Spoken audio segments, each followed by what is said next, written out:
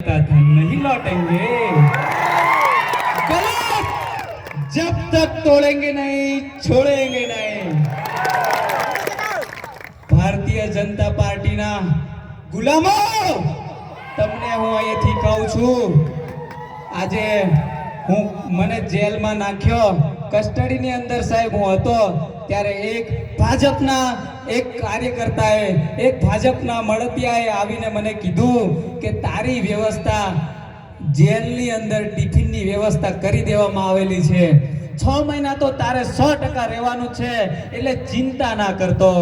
આવી મને ભાજપ વાળાએ આવીને કીધું ત્યારે મેં એમને કીધું કે ભાઈ મને જેલના રોટલા ખાવા માટે મોકલવામાં આવે છે તો હું જેલના રોટલા ખાઈશ, તમારા નહીં. આજે એક જાગૃત યુવાન હોસ્પિટલની વાત કરે છે, પાણીની વાત કરે છે, તો શું તમારે કોઈ પણ વ્યક્તિને જેલમાં નાખી દેવાનો? આવું વિચારવાનું? થોડુંક તો ભગવાનથી બીવો મારા ભાઈ, પાર્ટીના ગુલામ ના થઈશો. આજે એક સીધો સાદો વ્યક્તિ, કોઈ પાર્ટીનો વ્યક્તિ નતો, અને આજે મને પાર્ટીમાં જવા માટે મજબૂર કરી નાખ્યો. અને ચૈતરભાઈ વસાવાને 2023 ની અંદર જે પાઘડી મેં પહેરાવી હતી ત્યારથી ચૈતરભાઈ વસાવાની વિચારધારે જોઈન્ટ હતો, પણ આજે આ મંચ ઉપરથી આજે વિધિવત હું આમ આદમી પાર્ટીમાં જોઈન થયો છું. આજે મારા કવાંટના વિસ્તારની વાત કરીએ તો રસ્તાઓની વાત કરીએ, પાણીની વાત કરીએ, ત્યારે ભાજપના નેતાઓને તેલ રેડાય છે, પેટમાં તેલ રેડાય છે દોસ્તો. એટલે આ યુવાન જાગે એને જેલમાં પૂરી દો, નહીં તો ગમે તે રીતે એને હેરાન કરી દો.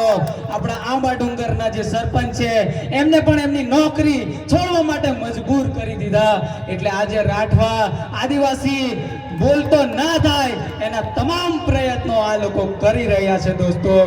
પણ કઈ વાંધો નહીં, આજે આમ આદમી પાર્ટીના વિચારધારા સાથે જોડાયેલા છે ચૈતરભાઈ વસાવા. ડેડિયાપાડાની અંદર ચૈતરભાઈ વસાવા વાળી કરી, ગોપાલભાઈ ઇટાલિયાએ વિસાવદર વાળી કરી, આપણે કવાંટ વાળી કરવાની છે.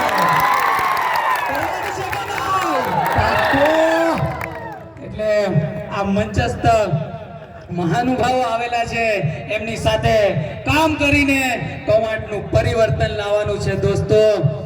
વધારે ના કહેતા, કારણ કે બોલવાની પાબંદી બી મારી પર મૂકી દીધેલી છે. અહીંયા ઘણા બધા લોકો અહીંયા ચાપતી નજર લઈને બેઠા છે, પણ દોસ્તો ગભરાવાની જરૂર નથી. આ નાનો દેખાય છે પણ ઘણો બધો ભણેલો પણ છે અને તમારી સાથે રહેવા માટે તૈયાર છે. દોસ્તો આજની આ સભાની અંદર મારું સ્વાગત કર્યું, મને આમ આદમી પાર્ટીની અંદર સ્વાગત કર્યું તે બદલ ચૈતરભાઈ વસાવાનો શુભેચ્છા પાઠવું છું.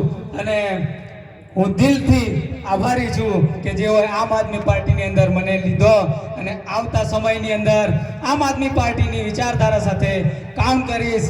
અને બસ જય હિન્દ, જય ભારત, જય આદિવાસી. ખૂબ ખૂબ ધન્યવાદ પરેશભાઈ.